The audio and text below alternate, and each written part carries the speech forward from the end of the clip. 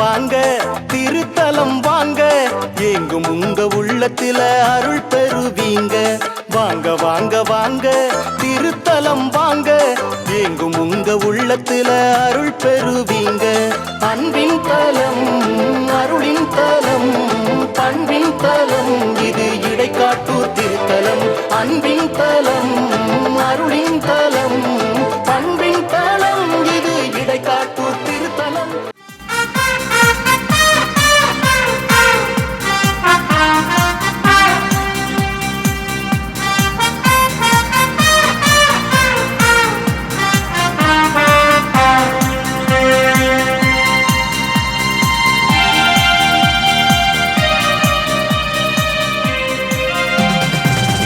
குலமே இறைவனிலே இணைந்திடும் நேரம் இது.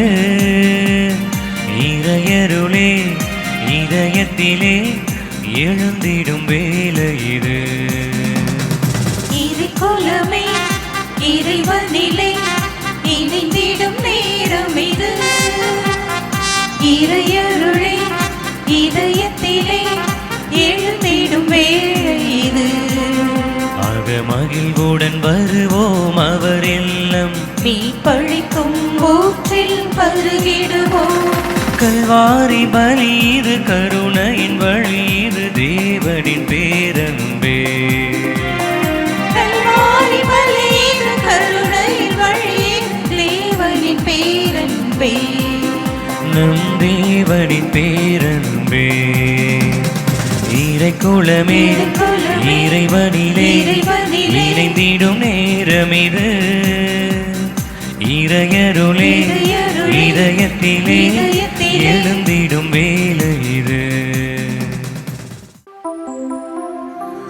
தந்தை மகன் தூயாவியாரின் பெயராலே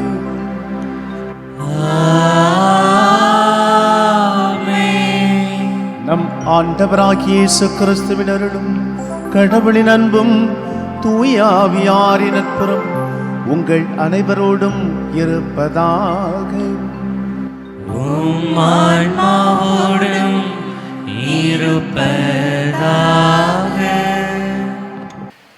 இயேசு கிறிஸ்துவில் என் அன்புக்குரிய சகோதர சகோதரிகளே, திரு இருதய ஆண்டவரின் இனிய பக்தர்களே, அகிலமெங்கும் வாழும் அன்பார்ந்த மாதா தொலைக்காட்சி நேயர்களே, இடைக்காட்டூர் திருத்தலத்திலிருந்து இதயம் நிறைந்த வாழ்த்துக்களையும் ஜெபங்களையும் உரித்தாக்குகிறேன்.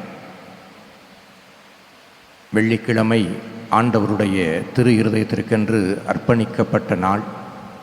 இந்த நாளிலே இந்த திருத்தலத்தின் தெய்வீக திருப்பலியிலே பக்தியோடு பங்கெடுக்க உங்கள் ஒவ்வொருவரையும் அன்போடு அழைக்கின்றேன்.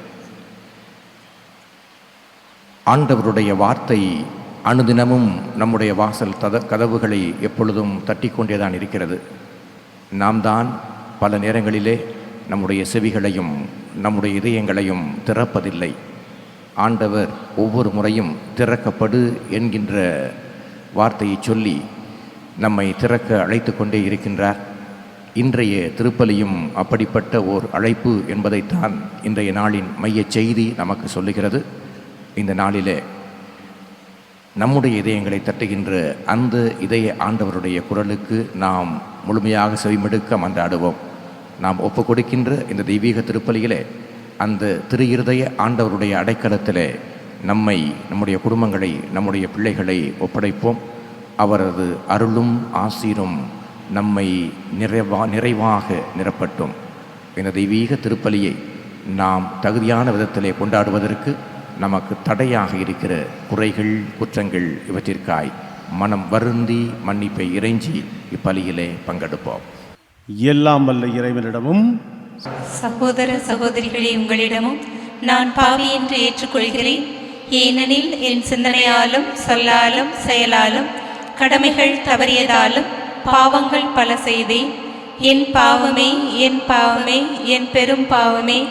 ஆகையால் எப்பொழுதும் கன்னியான புனித மரியாவையும் வானதூதர் புனிதர் அனைவரையும் சகோதர சகோதரிகளை உங்களையும் நம் இறைவனாகிய ஆண்டவரிடம் எனக்காக வேண்டிக் கொள்ள மன்றாடுகிறேன். எல்லாம் வல்ல இறைவன் நம் மீது இறக்க வைத்து நம் பாவங்களை மன்னித்து நம்மை நிலை வாழ்வுக்கு அழைத்துச் செல்வாராக. ஆமென்.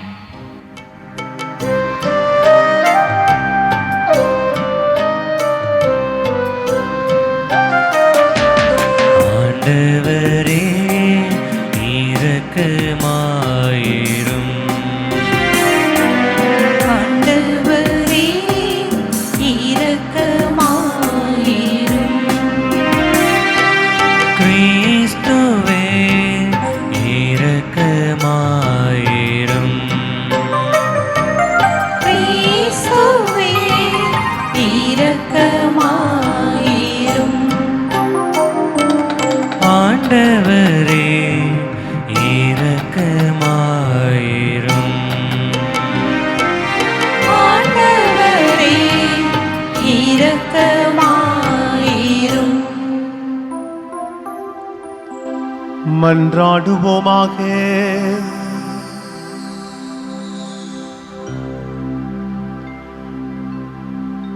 ஆண்டவரே, உமது குடும்பத்தை இடையறாத பரிவரக்கத்தால் காத்திட உம்மை வேண்டுகின்றோம். அதனால் விண்ணகருளை மட்டுமே எதிர்நோக்கியுள்ள இக்குடும்பம் உமது நிலையான பாதுகாவலால் என்றும் உறுதியடைவதாக உம்மோடு தூயாவியாரின் ஒன்றெப்பள் இறைவனாய் என்றென்றும் வாழ்ந்து ஆட்சி செய்கின்ற எங்கள் ஆண்டவர் உம் திருமகனுமாகிய இயேசு கிறிஸ்து வழியாக உம்மை மன்றாடுகின்றோம்.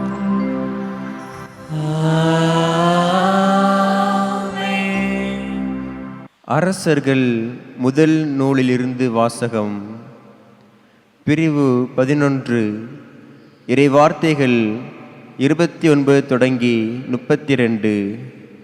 பிரிவு 12, 19. ஒரு நாள் யெரொபெயாம் எருசலேமிலிருந்து வெளியே போன போது சீலோவை சார்ந்த அக்கியா என்ற இறைவாக்கினர் அவனை வழியில் கண்டார். அவர் புது சால்வை ஒன்று அணிந்திருந்தார். இருவரும் வயல்வெளியே தனித்திருந்தனர்.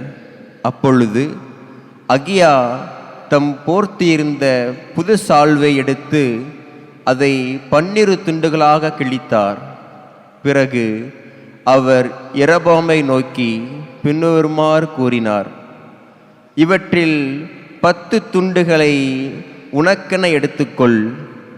ஏனெனில் இஸ்ரேலின் கடவுளாகிய ஆண்டவர் உனக்கு இவ்வாறு கூறுகிறார்: இதோ, நான் சாலமோன் கை நின்று அரசை பறித்து 10 குலங்களை உனக்கு அளிக்கப் போகிறேன்.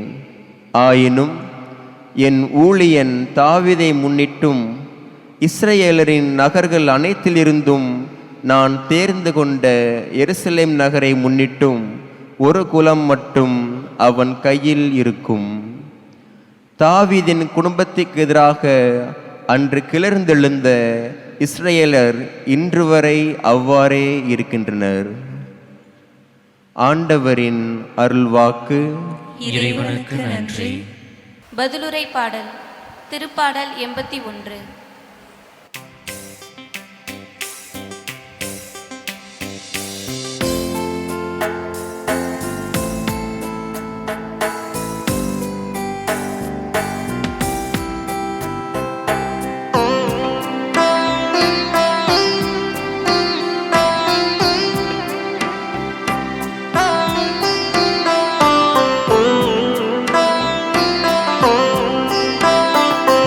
கடவுள்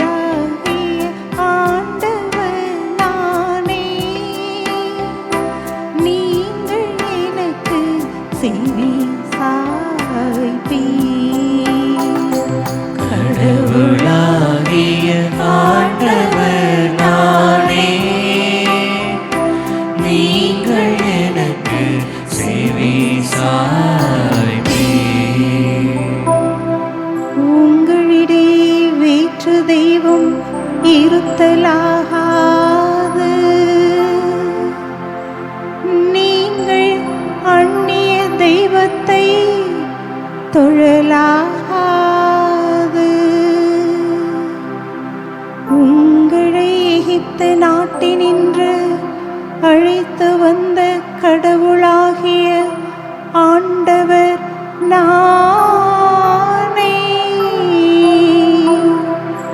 உங்களை எகிப்து நாட்டினின்று அழைத்து வந்த கடவுளாகிய ஆண்டவர் நானே.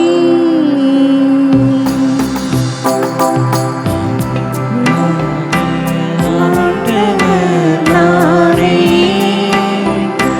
நீங்கள் எனக்கு செவி கடவுளாகிய ஆண்டவர் நானே. நீங்கள் எனக்கு செவி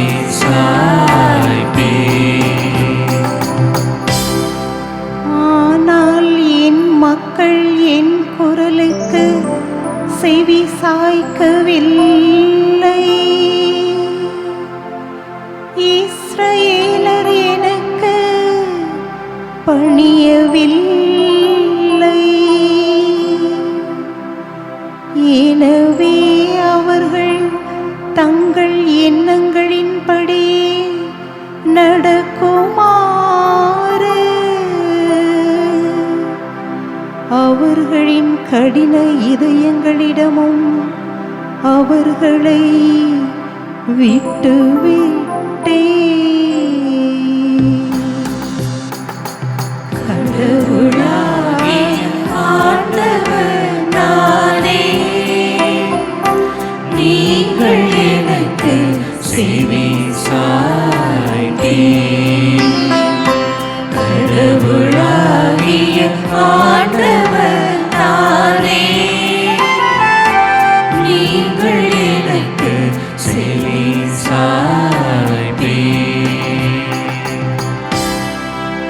என் மக்கள் எனக்கு செவி சாய்த்திருந்தார். இஸ்ரவேலர் நான் காட்டிய வழியில் நடந்திருந்தார். எவ்வளவோ நலமா இருந்திருக்கும். நான் விரைவில் அவர்கள் எதிரிகளை அடக்குவேன். என் கை அவர்களின் பகைவருக்கு எதிராக திரும்பும்.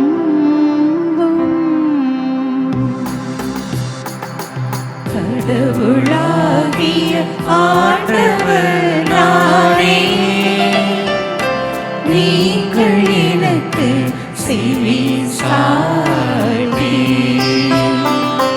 கடவுளாகிய ஆண்டவர் நானே.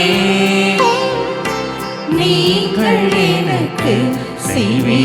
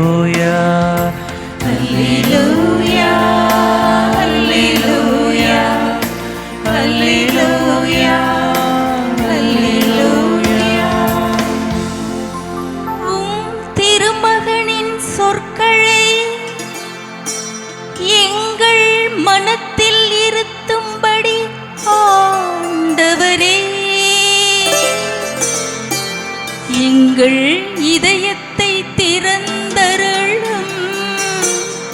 அல்லேலூயா அல்லேலூயா அல்லேலூயா அல்லேலூயா அல்லேலூயா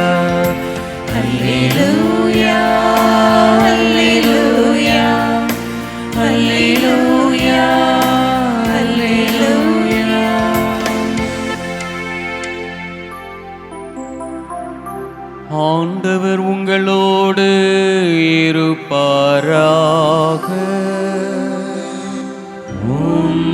ஆன்மாவோடும் இருப்பாராக. மார்க்கு எழுதிய தூய நற்செய்தியிலிருந்து வாசகம். ஆண்டவரே மாட்சி உமக்கே. மார்க்கு எழுதிய தூய நற்செய்தி பிரிவு 7 வாழ்வு தரும் இறைவார்த்தைகள் 31 தொடங்கி 37 முடிய. இயேசு தீர் பகுதியை விட்டு சீதோன் வழியாகச் சென்று தெக்கபொலி பகுதி நடுவே வந்து கலிலேய கடலை அடைந்தார். காது கேளாதவரும் திக்கி பேசுபவருமான ஒருவரை சிலர் அவரிடம் கொண்டு வந்து அவர் மீது கை வைத்து குணமாக்குமாறு அவரை வேண்டிக் கொண்டனர். இயேசு அவரை கூட்டத்திலிருந்து தனியே அழைத்து சென்று தம் விரல்களை அவர் காதுகளில் இட்டு உமிழ் நீரால் அவர் நாவை தொட்டார். பிறகு வானத்தை அண்ணாந்து பார்த்து பெருமூச்சு விட்டு அவரை நோக்கி எப்பத்தா, அதாவது திறக்கப்படு என்றார். உடனே அவருடைய காதுகள் திறக்கப்பட்டன, நாவும் கட்டவிழ்ந்தது, அவர் தெளிவாக பேசினார். இதை எவருக்கும் சொல்ல வேண்டாம் என்று அவர்களுக்கு அவர் கட்டளையிட்டார். அவரது கட்டளைக்கு நேர்மாறாக இன்னும் மிகுதியாய் அவர்கள் அதை அறிவித்து வந்தார்கள். அவர்கள் அளவு கடந்த வியப்பில் ஆழ்ந்தவர்களாய், இவர் எத்துணை நன்றாக யாவற்றையும் செய்து வருகிறார், காது கேளாதோர் கேட்கவும் பேச்சற்றோர் பேசவும் செய்கிறாரே என்று பேசிக்கொண்டார்கள். ஆண்டவரின் அருள்வாக்கு. கிறிஸ்துவே உமக்கு புகழ். மாதா தொலைக்காட்சி அன்பு நேயர்களே, இடைக்காட்டூர் திரு இருதய ஆண்டவரின் ஆசீர் பெற்று இந்த நாள் முழுவதும் அவருடைய ஆசீரில் பயணிக்க வேண்டும் என்ற நம்பிக்கையோடு இந்த திருப்பலியை கண்டு ஜெபித்துக் கொண்டிருக்கக்கூடிய உங்கள் ஒவ்வொருவருக்கும் திரு இருதய ஆண்டவனுடைய ஆசிரியம் அருட்கொடையும் அன்போடு பகிர்ந்து கொள்கிறோம். எங்கள் ஜெபங்களையும் உரித்தாக்கிக் கொள்கிறோம். என் அன்புக்குரிய சகோதர சகோதரிகளே, மனிதன் கடவுளுக்கு செவி சாய்ப்பதில்லை. மனித வரலாறாக உருவாக்கியிருக்கக்கூடிய வரலாறு முழுவதும் நீங்கள் பயணித்து பார்த்தீர்கள் என்றால் தங்களுடைய ஆசைகளை கடவுளாக மாற்றியிருக்கிறார்கள், தங்களுடைய விருப்பங்களை கடவுளாக மாற்றியிருக்கிறார்கள். கடவுள் கொடுத்த வாய்ப்பில் தங்களுடைய வாழ்க்கையை நிலைப்படுத்திக் கொள்ளுகிற போது, உயர்ந்த நிலையில் இருக்கிற போது தங்களையே கடவுளாக மாற்றியிருக்கிறார்கள். இந்த நிலை கடவுள் விரும்பும் நிலை அல்ல என்பதைத்தான் நமக்கு விவிலியம் சொல்லுகிறது. அதனால் தான் இன்று வாசிக்க கேட்ட திருப்பாடல் மிக அற்புதமாக கடவுளுடைய குரலுக்கு செவி சாய்க்க வேண்டும். இஸ்ரேல் மக்களுடைய வாழ்வு கடவுளுக்கு செவி சாய்க்காத ஒரு வாழ்வாக இருந்தது என்பதை நமக்கு விவிலியம் முழுவதும் வாசிக்கக்கூடிய அந்த வரலாறு சொல்லுகிறது. இன்று வாசிக்க கேட்ட அந்த முதல் வாசகம் யெரொபெயாம் என்று சொல்லப்படக்கூடிய வடநாட்டினுடைய முதல் அரசர் எப்படி அரசராக போகிறார் என்பதை குறித்து இறைவாக்கினர் அகியா என்று சொல்லப்படக்கூடிய, அதாவது கடவுள் என் சகோதரன் என்று சொல்லப்படக்கூடிய அந்த இறைவாக்கினர் சீலவாம் என்று சொல்லப்படக்கூடிய, அதாவது சாமுவேல் பணியாற்றி அங்கே கடவுளுடைய வழிமுறைகளை இஸ்ரேல் மக்களுக்கு கற்றுக் கொடுத்த அந்த இடத்தில் குருவாக இருந்து பணியாற்றிய அந்த அகியா யெரொபெயாமை சந்திக்கிறார். காரணம், சாலமோன் கடவுளுடைய அருட்கொடையை பெற்றுக்கொண்டு நான் சிறுவனாக இருக்கிறேன், என் தந்தை ஒன்றிணைத்த 12 குலங்களையும் வழிநடத்துவதற்குரிய வழிமுறை எனக்கு தெரியாது என்று கடவுளிடம் கேட்டபோது எனக்கு வழி நடத்தக்கூடிய ஞானத்தை கொடும் என்று கேட்டபோது கடவுள் அவனுக்கு அத்தரையும் சேர்த்து கொடுத்தார். என் அன்புக்குரியவர்களே, சாலமோன் அத்தரையும் பெற்றுக்கொண்ட போதிலும் கூட கடவுள் கிபையான் என்று சொல்லப்படக்கூடிய இடத்தில் இருமுறை காட்சி கொடுத்தார். அவனுக்கு செல்வம் சேர்ந்தது, புகழ் சேர்ந்தது, அறிவு சேர்ந்தது, வசதி சேர்ந்தது. அவன் கடவுளுடைய ஆலயத்தை கட்டி எழுப்பினான். ஆனால் ஒன்றை கவனிக்க வேண்டும், அரசர் புத்தகம் அருமையாய் சொல்லுகிறது, அவன் கடவுளுக்கு செவி சாய்க்கிறதால் கடவுள் அவனை குறித்து கோபப்பட்டார், மனவருந்தினார். இந்த ஒரு சூழலில் தான் செல்வங்களும் வசதிகளும் பெருகிய பிறகு உடலின் இச்சைகளை தேடி தன் பதவியால் கடவுளாக மாறிய அந்த சாலமோனுக்கு எதிராக கடவுள் ஒரு திட்டத்தை வைத்திருக்கிறார். கோவில் கட்டுமான பணியில் ஈடுபட்ட வடநாட்டு 10 குலங்களின் பிரதிநிதியாக இருந்த யெரொபெயாமை கடவுள் தேர்ந்தெடுத்துக் கொள்கிறார். அகியா வழியாக அந்த செய்தியை சொல்லுகிறார். இதோ சாலமோன் திசை மாறிவிட்டான். நான் இருமுறை காட்சி கொடுத்து அவனை வழிநடத்துவதற்காக அனைத்தையும் கொடுத்தேன். ஆனால் அனைத்தையும் தனதாக்கி கொண்டு என்னை விலக்கி விட்டான். என் குரலுக்கு செவி சாய்க்கவில்லை. எனவே இதோ உன்னை அரசனாக ஏற்படுத்துகிறேன் என்று சொல்லி அகியா வழியாக புது சால்வை ஒன்றை அகியா 12 துண்டாக கிழித்து அதில் 10 துண்டை யெரொபெயாமுக்கு கொடுக்கிறார். என் அன்புக்குரிய சகோதர சகோதரிகளே, சாலமோன் இறப்புக்கு பிறகு அவருடைய மகன் ஆட்சிக்கு வந்தான். நாடு துண்டாக போனது. இந்த இஸ்ரேல் மக்களுடைய வாழ்வின் பயணத்தில் நீங்கள் பார்த்தீர்கள் என்றால் வடநாடு தென்னாடு என்று சகோதரர்கள் பிரிந்து அவர்களிடையே பகையை வளர்த்து கொண்டார்கள், போர்களை பெருக்கிக் கொண்டார்கள். கடவுளுக்கு செவி சாய்ப்பதை தவிர மற்றது அனைத்தையும் செய்தார். விவிலியம் முழுவதும் அந்த வசனத்தை சொல்லுகிறது, கடவுளுக்கு செவி சாய்க்க வேண்டும் என்ற அழைப்பை கொடுக்கிறது. இணைச்சற்ற நூலுடைய படிப்படையாகத்தான் இந்த படிப்படையை கடவுளுடைய குரலுக்கு செவி சாயுங்கள் என்ற அந்த அழைப்பு கொடுக்கப்படுகிறது. என் அன்புக்குரியவர்களே, இணைச்சற்ற நூல் 6வது அதிகாரத்தில் ஒவ்வொரு இஸ்ரேல் குடிமகளுக்கும் கொடுக்கப்படக்கூடிய ஒரு அழைப்பாக, அதுவும் மிக குறிப்பாக சிறு பருவத்திலிருந்து ஒரு தாய் தன் பிள்ளைக்கு கற்றுக் கொடுக்க வேண்டிய பாடமாக அந்த பாடத்தை அவர்கள் எப்பொழுதும் நினைவுபடுத்தினார்கள். அதிலும் மிக குறிப்பாக ஒவ்வொரு நாளும் அவர்கள் காலையிலும் மாலையிலும் ஜெபிக்கிற போதெல்லாம், என் கோவிலுக்கு சென்று எருசலேம் கோவிலுக்கு சென்று ஜெபிக்கிற போதெல்லாம் இதை சொன்னார்கள். நாடு திரும்பிய பிறகு, பபிலோனிய நாட்டிலிருந்து நாடு திரும்பிய பிறகு அவர்கள் தொழுகை கூடத்தில் ஒன்று கூடி வருகிற போதெல்லாம் இதை அவர்கள் நினைவுபடுத்தினார்கள். இணைச்சற்ற நூல் 6வது அதிகாரத்தின் 4வது வசனத்தின் தொடர்ச்சியாக வரக்கூடிய அந்த பகுதி தான். இஸ்ரேலே செவிகொடு, நம் கடவுளாகிய ஆண்டவர் ஒருவரே, உன் முழு இதயத்தோடும் உன் முழு உள்ளத்தோடும் உன் முழு ஆற்றலோடும் உன் கடவுளாகிய ஆண்டவரின் அன்பு கூர்மாயாக என்று தொடர்ந்து வரக்கூடிய அந்த பகுதி தான். ஷெமா இஸ்ரேல், அதோனாய் எலேஹன் அதோனாய் ஏஹத், உன் கடவுள் ஒருவர் என்று சொன்னார். அகப்தா எலேஹேனு என்று சொல்லி பெகோல், முழு உள்ளத்தோடும் முழு நெஃபேஷ் என்று சொன்னார்கள். முழு ஆற்றலோடும் அன்பு செய்ய வேண்டும் என்று கடவுள் கட்டளை கொடுத்தார். ஆனால் என் அன்புக்குரிய சகோதர சகோதரிகளே, கடவுள் கொடுத்த இந்த அன்பின் கட்டளையை, அவருக்கு செவி சாய்த்து வாழ வேண்டும் என்ற கட்டளையை அவர்கள் மறந்து போனார்கள். கடவுள் இணைச்சற்ற நூலில் மோசே வழியாக ஒரு வாக்குறுதி கொடுத்தார். 4வது அதிகாரம் 40வது வசனத்தில் நாம் வாசிக்கிறோம், நான் இன்று உங்களுக்கு கட்டளையிடும் அவரது நியமங்களையும் கட்டளையும் பின்பற்றுங்கள், அப்பொழுது உங்களுக்கும் உங்களுக்கு பின்வரும் உங்கள் பிள்ளைகளுக்கும் எல்லாம் நலமாகும்.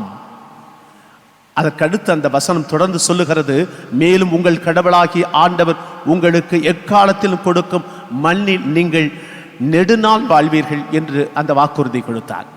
இதனுடைய தொடர்ச்சியாகத்தான் இணைச்சற்ற நூலிலே மோசே மோவாப் மலையில் இருக்கிற போது இஸ்ரேல் மக்களுக்கு வாக்குறுதியாகவும் ஆசீர்வாதம் கொடுத்த அந்த பகுதியை இணைச்சற்ற நூல் 28வது அதிகாரம் விவரித்து சொல்லுகிறது. நீ கடவுளுடைய குரலுக்கு செவி சாய்த்தால் நீ மண்ணில் வாழ்வாய், நீ ஆசிரோடு வாழ்வாய், உன் பிள்ளைகள் ஆசிருக்குரியதாக இருக்கும், இந்த நாடு காப்பாற்றப்படும் என்று ஆண்டவர் வாக்குறுதி கொடுத்தார். அதை தொடர்ந்து வரக்கூடிய பகுதி கீழ்ப்படியாமை அல்லது கடவுளுடைய குரலுக்கு செவி சாய்க்காமையால் கிடைக்கக்கூடிய தண்டனை பற்றி விவரித்து சொல்லுகிறது. என் அன்புக்குரிய சகோதர சகோதரிகளே, கடவுளுடைய குரலுக்கு செவிசாய்க்கும் மனிதர்களுக்கு கிடைக்கும் ஆசிரை பல இடங்களில் நாம் பார்க்கிறோம். ஆனால் நாம் கடவுளுடைய குரலுக்கு செவிசாய்க்காத மனிதர்களுடைய வாழ்க்கை வரலாற்றைத்தான் பல இடங்களில் பார்க்கிறோம். ஏனென்றால் கடவுள் மோசே வழியாக அந்த கட்டளை இஸ்ரேல் மக்களுக்கு கொடுத்தார். ஆனால் திருப்பாடல் 95 நீங்கள் வாசித்து பார்த்தீர்கள் என்றால் அங்கே பாலைவனத்திலும் மாசாவிலும் அவர்கள் கலகம் செய்தார்கள் என்று கடவுளுக்கு எதிராக அவர்கள் திரும்பினார்கள் என்று சொல்லப்பட்டிருக்கிறது. காரணம் என்ன? விடுதலை பயண நூல் 15 தொடர்ந்து நீங்கள் வாசித்து பார்த்தீர்கள் என்றால் அவர்களுடைய உடலின் தேவையை நிறைவேற்றுவதற்காக, அதாவது தாகம், பசி, ஏன் நான் பெரியவன் நீ பெரியவன் என்ற அந்த போட்டியிலே அவர்களிடையே இந்த போட்டிகள் அல்லது தேவைகள் அடிப்படையில் அவர்கள் கடவுளை விட்டு விலகி போகிறார்கள். இதுதான் எச்சரிக்கையாக நமக்கு கொடுக்கப்படுகிறது. அதனால் தான் ஆண்டவர் இயேசு மிக அற்புதமாக அந்த மனிதனை அழைத்து போய், திக்குவாயும் செவிடனாய் இருக்கக்கூடிய அந்த மனிதனை அழைத்து போய் ஒரு இயற்கை மருத்துவம் கொடுக்கிறார். அதை மட்டுமல்ல, எஃபத்தா என்று சொல்லி அவனுடைய காதை திறக்கிறார். என் அன்புக்குரிய சகோதர சகோதரிகளே, மீட்பினுடைய வரலாற்றில் பல மனிதர்கள் கடவுளுக்கு செவிசாய்ப்பதில்லை. நாம் கூட செவிசாய்ப்பதில்லை. காரணம், நம்முடைய சின்ன சின்ன ஆசைகள், சின்ன சின்ன கட்டுமானங்கள், சின்ன சின்ன வரைபடங்கள், நம்முடைய உலக போக்கிலான பெருமைகளை தேடக்கூடிய மனநிலைகள். ஆண்டவர் இன்றும் நம்முடைய காதுகளையும் இதயங்களையும் தொட்டு சொல்லக்கூடிய வசனம் எஃபத்தா என்று சொல்லக்கூடிய திறந்துடு. உன் இதயம் அன்புக்கு திறக்க வேண்டும், உன் இதயம் உறவுக்கு திறக்க வேண்டும், உன் இதயம் வாழ்வுக்கு திறக்க வேண்டும், உன் இதயம் நம்பிக்கைக்கு திறக்க வேண்டும். அதைத்தான் இந்த திரு எழுதை ஆண்டவர் தன் இதயத்தை திறந்து சொன்னார். உன்னை நான் அன்பு செய்கிறேன் என்று சொன்னார். அந்த அன்பிலிருந்து வடிந்த திரு ரத்தமும் தண்ணீரும் நம்முடைய பாவங்களை கழுவுகிறது, நம்முடைய குற்றங்களிலிருந்து நம்மை மீட்பு தந்து விண்ணக வாழ்வுக்குரியவர்களாக மாற அழைக்கிறது. என் அன்புக்குரிய சகோதர சகோதரிகளே, விவிலியத்தில் ஆண்டவர் இயேசுவினுடைய அந்த போதனையை நீங்கள் பல இடங்களில் பார்த்தீர்கள் என்றால் அனைத்து உவமைகளும் சொல்லிவிட்டு, அனைத்து போதனைகளும் சொல்லிவிட்டு அவர் சொல்லக்கூடியது கேட்க செவியுள்ளோர் கேட்கட்டும் என்றார். இப்பொழுது நாம் கடவுளுடைய குரலுக்கு செவி சாய்க்கக்கூடியவர்களாக மாற வேண்டும். ஏனென்றால் இஸ்ரேலுடைய வாழ்க்கை வரலாறு முழுவதும் அந்த தென்னாடு என்று சொல்லப்படக்கூடிய அந்த வரலாற்றில் வரக்கூடிய அத்தனை மன்னர்களும், சற்று ஏறக்குறைய 20 மன்னர்கள் இருக்கிறார்கள். ஏன் வடநாடு என்று சொல்லப்படக்கூடிய மன்னர்களே 17 பேர் இருக்கிறார்கள். அவர்கள் யாருமே கடவுளுடைய குரலுக்கு முழுவதும் செவி சாய்க்கவில்லை. ஏன் தாவீது கூட செவி சாய்க்கவில்லை. ஆனால் கடவுளுடைய மீட்பின் திட்டத்தில் தன்னை வளைத்து கொண்டார், மன்னிப்பை கொடுத்தார், தன் எதிரிக்கு மன்னிப்பை கொடுத்தார். அப்படி மன்னிப்பை கொடுக்கக்கூடிய மனநிலைகள் வருகிற போது, அல்லது ஏற்றுக்கொள்ளக்கூடிய மனநிலை வருகிற போது, கடவுளுக்கு தன்னையை தாழ்த்தக்கூடிய மனநிலை வருகிற போது நாம் அவருடைய குரலுக்கு செவி சாய்க்கக்கூடியவர்களாக மாறுவோம். எனவே என் அன்புக்குரிய சகோதர சகோதரிகளே, ஆண்டவர் இயேசு திரு இறுதி ஆண்டவர் உங்களையும் என்னையும் பார்த்து அழைக்கக்கூடிய அழைப்பு இதுதான், என் குரலுக்கு செவிசாய். ஏனென்றால் சவுல் மன்னன் எல்லாவற்றையும் பெற்ற பிறகும் கூட அவன் கடவுளுடைய குரலுக்கு செவிசாய்க்கவில்லை என்று சாமுவேல் முதல் புத்தகத்தில் பார்க்கிறோம். அவன் கடவுளுக்கு எதிராக கிளர்ச்சி செய்தான். அவனுடைய அந்த பாவத்தை குறித்து பேசுகிற போது சாமுவேல் முதல் புத்தகம் 15வது அதிகாரம் 22 தொடர்ச்சி சொல்லுகிறது. சாமுவேல் சவுலை பார்த்து சொல்லுகிறார், ஆண்டவருக்கு மகிழ்ச்சி தருவது எரிபலிகள் பிறபலிகள் செலுத்துவதா, அவரது குரலுக்கு கீழ்ப்படிவதா? கீழ்ப்படிதல் பலியை விட சிறந்தது, கீழ்ப்படிதல் ஆட்டுக்கடாய்களின் கொழுப்பை விட மேலானது. கலகம் சூனியத்திற்கு நிகரான பாவம், முரட்டுத்தனம் சிலை வழிபாட்டுக்கு ஒப்பான குற்றம்.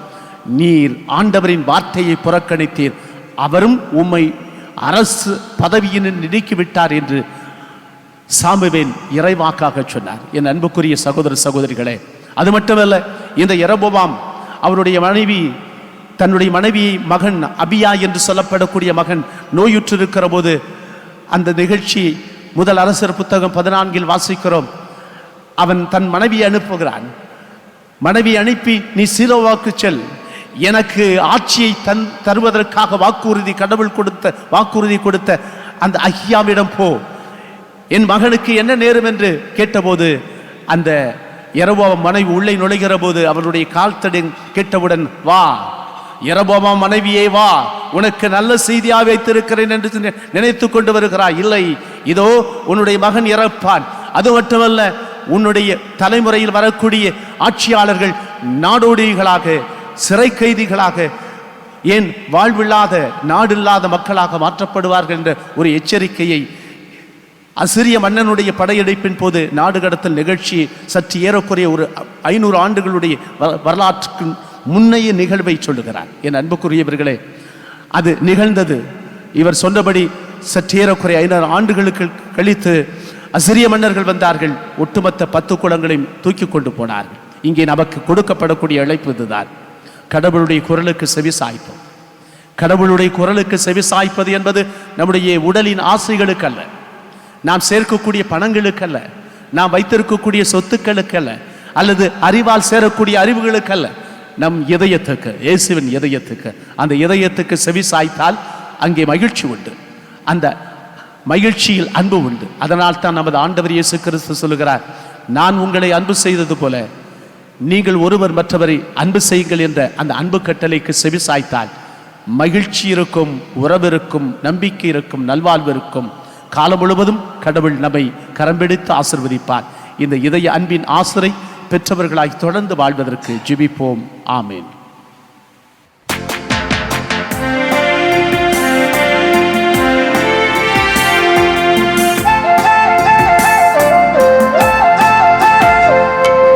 இயற்கை உனது ஓவியம், இணையில்லாத காவியம். இயற்கை உனது ஓவியம், இணையில்லாத காவியம். அகிலமென்னும் ஆலயம், நானும் அதில் ஓராகமம். அகிலமென்னும் ஆலயம், நானும் அதில் ஓராகமம். உள்ளம் எந்தன் உள்ளம், அது என்னாலும் உன் இல்லமே. உள்ளம் எந்தன் உள்ளம், அது என்னாலும் இல்லவே. படைப்பு எல்லாம் உமக்கே சொந்தம், நாடும் உந்தன் கைவண்ணம். கோயில்கள் பாடும், கிளிகள் பேசும், என் வாழ்வு இசைக்கும் ஒன்றாகவே.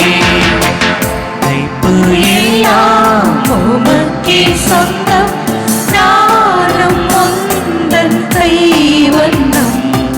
கோயில்கள் பாடும், கிளிகள் பேசும், என் வாழ்வு இசைக்கும் ஒன்றாகவே.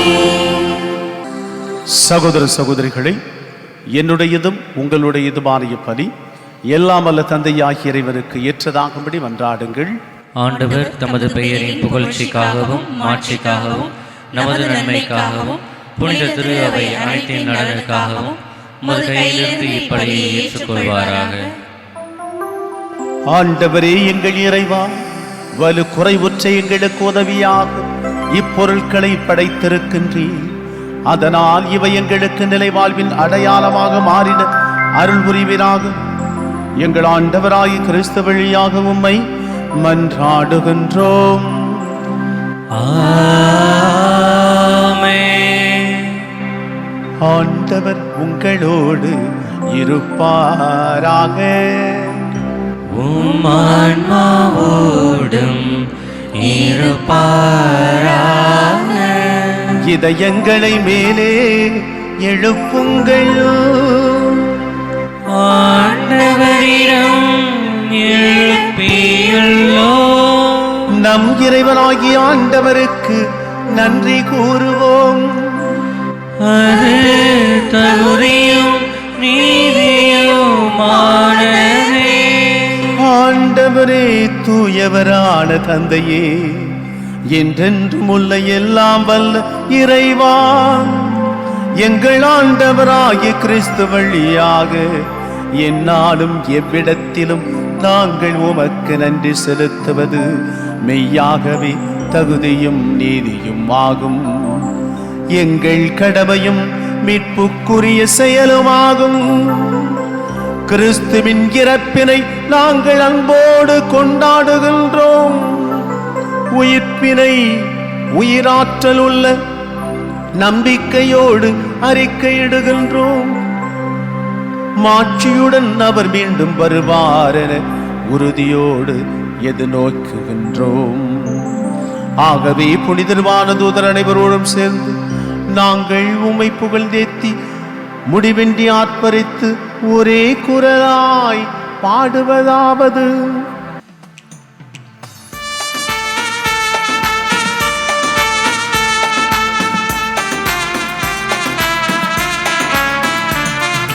தூயவர் தூயவர் தூயவர் வான்படைகளின் கடவுளாம் ஆண்டவர். விண்ணகமும் மண்ணகமும் உமது மாட்சியால் நிறைந்துள்ளன. உன்னதங்களிலே ஓசன்னா, உன்னதங்களிலே ஓசன்னா. ஆண்டவர் பெயரால் வருகிறவர் ஆசி பெற்றவர். உன்னதங்களிலே ஓசன்னா, உன்னதங்களிலே ஓசன்னா. ஓசன்னா ஓசன்னா ஓசன்னா ஓசன்னா. ஆண்டவரே, நீர் மெய்யாகவே தூயவர், தூய்மை அனைத்திற்கும் ஊற்று. ஆகவே உம்முடைய ஆவியை பொழிந்த காணிக்கைகளை தூய்மைப்படுத்த உம்மை வேண்டுகின்றோம். இவ்வாறு எங்கள் ஆண்டவர் இயேசு கிறிஸ்துவின் உடலும் இரத்தமுமாக எங்களுக்கு இவை மாறுவனவாகும்.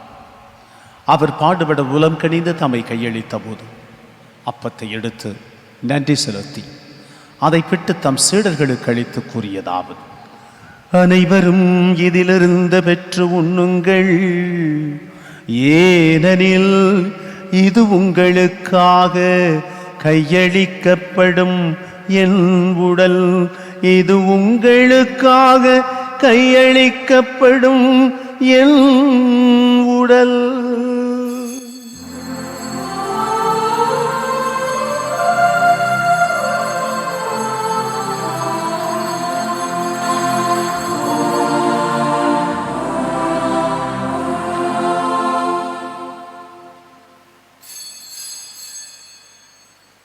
அவ்வண்ணமே இரவு விருந்தை அருந்தியவின் கிண்ணத்தையும் எடுத்து மீண்டும் உமக்கு நன்றி கூறி தம் சீடர்களுக்கு அளித்து அவர் கூறியதாவது: அனைவரும் இதிலிருந்து பெற்று பருகுங்கள், ஏனெனில் இது புதிய நிலையான உடன்படிக்கைக்குரிய என் இரத்தத்தின் கிண்ணம்.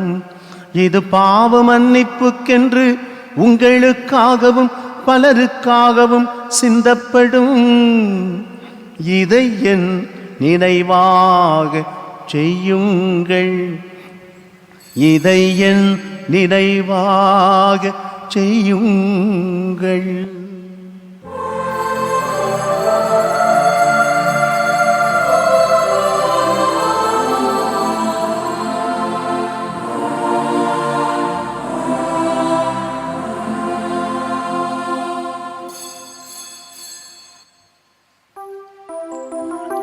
நம்பிக்கையின் மறைபொருள்.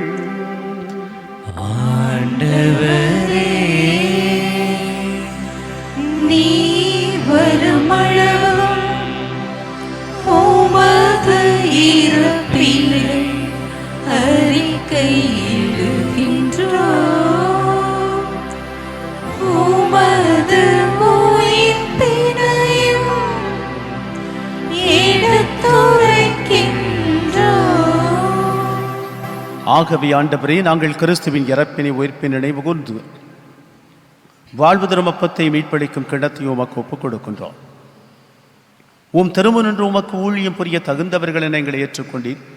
எனவே உமக்கு நன்றி செலுத்துகின்றோம். மேலும் கிறிஸ்துவின் உடலிலும் இரத்தத்திலும் பங்கு கொள்ளும் எங்களை தூய ஆவியார் ஒன்று சேர்க்க வேண்டுமென உம்மை தாழ்மையுடன் மன்றாடுகின்றோம். ஆண்டவரை, உலகெங்கும் பரவியிருக்கும் உமது திரு அவையை நினைவு கூர்ந்தருளும். எங்கள் திருத்தந்தை பிரான்சிஸ், எங்கள் ஆயர் லூர்து ஆனந்தும், எல்லா திருநிலையினர் ஆகிய அனைவரோடும் உமது திரு அவை அன்பில் நிறைவு பெறச் செய்தருளும். மேலும் உயிர்த்தெழும் எதிர்நோக்குடன் துயில் கொள்ளும் எங்கள் சகோதரர் சகோதரிகளையும் இறந்தோர் அனைவரையும் இரக்கத்துடன் நினைவு கூர்ந்து உமது திருமுக ஒளியினுள் ஏற்றருளும். எங்கள் அனைவர் மீதும் இரக்கமாயிரும். கடவுளின் கன்னித்தாயான புனித மரியா, அவருடைய கணவரான புனித யோசேப்பு, புனித திருத்தூதர்கள், இவ்வுலகில் உகந்தவராய் இருந்தோர் ஆகிய புனிதர் அனைவருடனும் நாங்கள் நிலை வாழ்வில் பங்கு கொள்ளும் தகுதி பெற்று உம் திருமகன் இயேசு கிறிஸ்து வழியாக உம்மை புகழ்ந்தேத்தும் வரம் அருள உம்மை மன்றாடுகின்றோம். இவர் வழியாக இவரோடு இவரில் எல்லாம் வல்ல இறைவனாகிய தந்தையே, தூய ஆவியாரின் ஒன்றெப்பல் எல்லா புகழும் மாட்சியும் என்றென்றும் உமக்கு உரியதே. ஆமென், ஆமென்,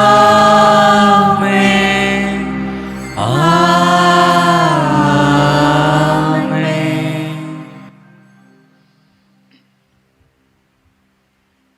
மீட்பரின் கட்டளையால் கற்பிக்கப்பட்டு இறைப்படைப்பினையினால் பயிற்சி பெற்ற நாம் அனைவரும் துணித்து மன்றாடுவோம்.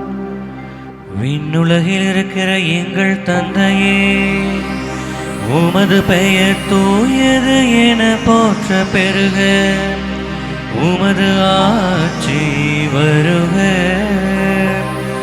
உமது திருவுளம் விண்ணுலகில் நிறைவேறுவது போல மண்ணுலகிலும் நிறைவேறுக.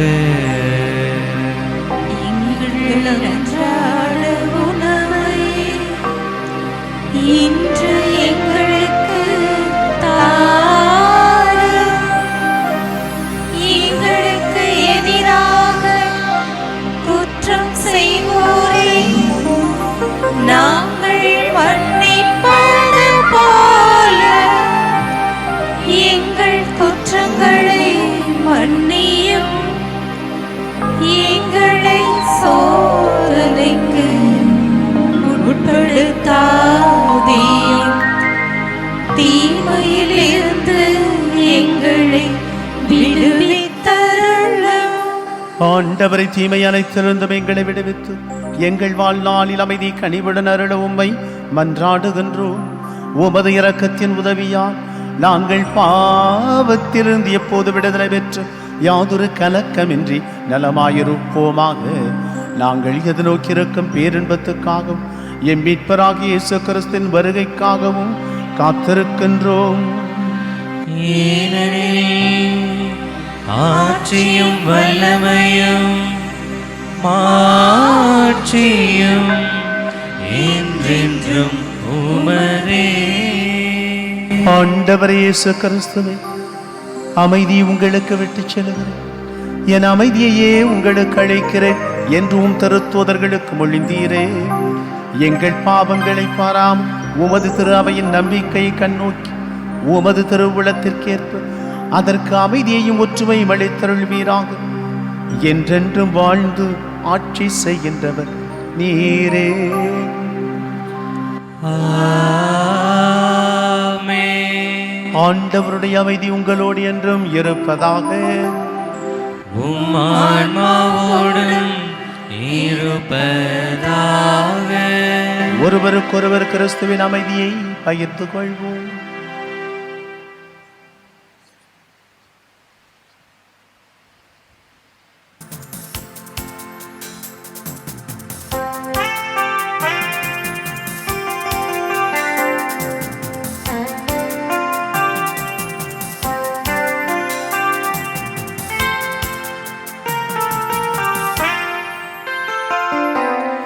உலகின் பாவம் போக்கும் இறைவனின் செம்மறியே எம்மேல் இரக்கம் வையும். உலகின் பாவம் போக்கும் இறைவனின் செம்மறியே எம்மேல் இரக்கம் வையும். உலகின் பாவம் போக்கும் இறைவனின் செம்மறியே எமக்கு அமைதி தாரும், எமக்கு அமைதி தாரும்.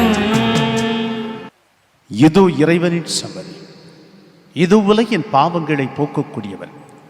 செம்மறியின் விருந்துக்கு அழைக்கப் பெற்றிருக்கக்கூடிய நாம் அனைவருமே பேறு பெற்றோர். ஆண்டவரே, நீர் என் இல்லத்தில் எழுந்தருள நான் தகுதியற்றவன். ஆனால் ஒரு வார்த்தை மட்டும் சொல்லியருளும், எனது ஆன்மா நலமடையும்.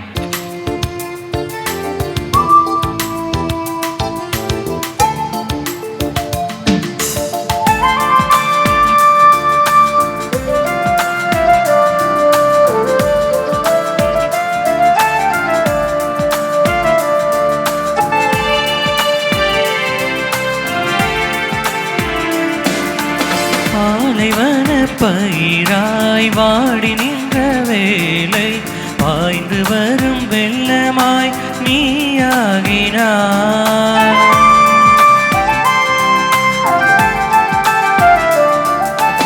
ஆய்ந்த போன நிலையில் நாம் நின்ற வேளை கனி கொடுக்கும் மரமாக நீ மாற்றினாய்.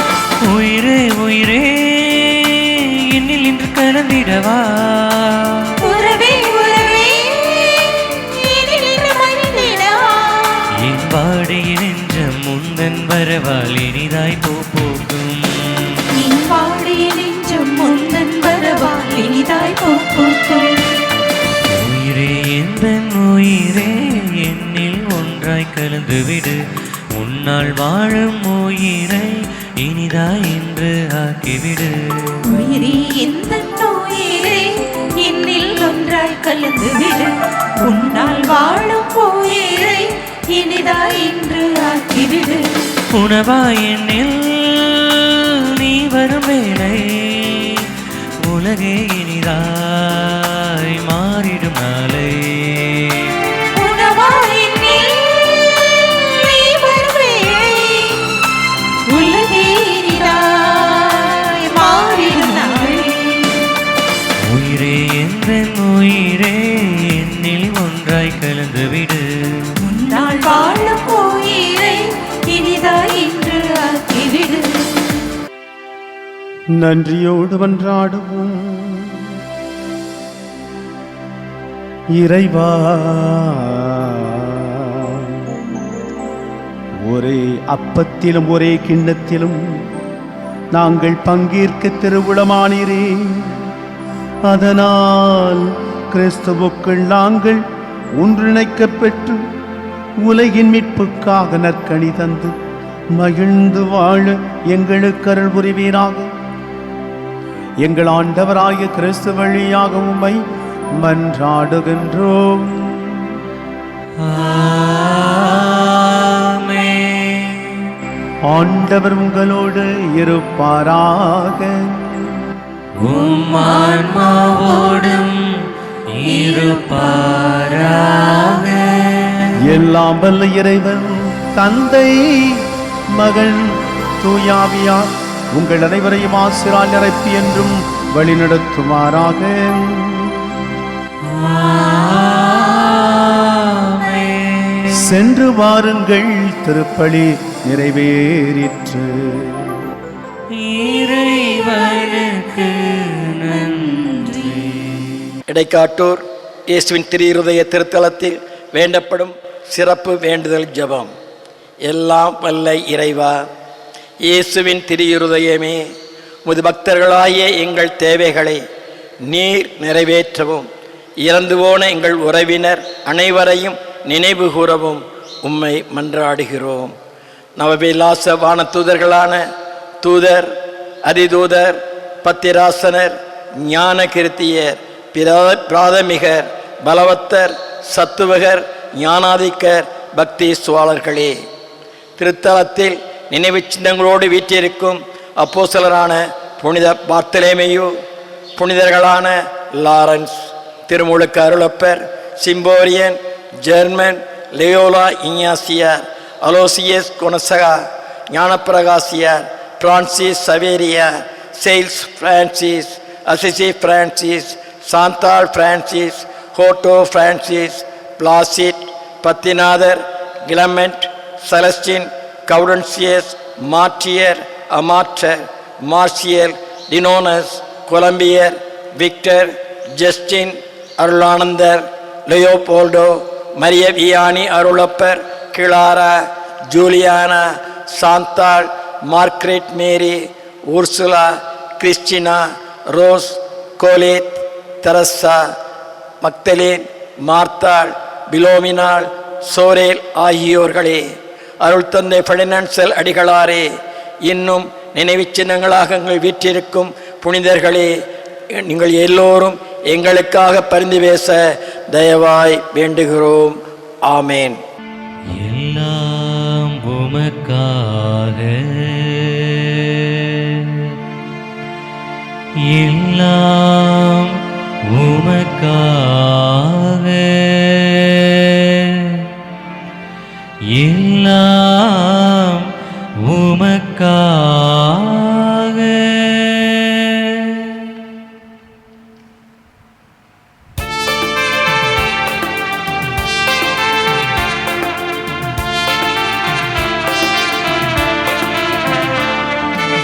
எல்லாம் உமக்காக, இயேசுவின் திவ்ய இருதயமே, எல்லாம் உமக்காக, எல்லாம் உமக்காக, இயேசுவின் திவ்ய இருதயமே, எல்லாம் உமக்காக.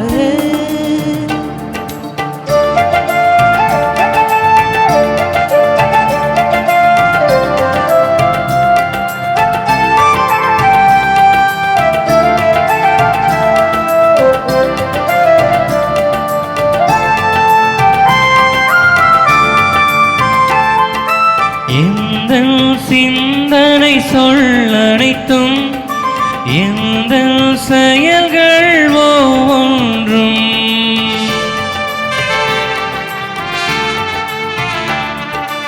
எந்தன் சிந்தனை சொல்லனைத்தும், எந்தன் செயல்கள் ஒவ்வொன்றும், எந்தன் உடல் பொருள் ஆவி முற்றும்,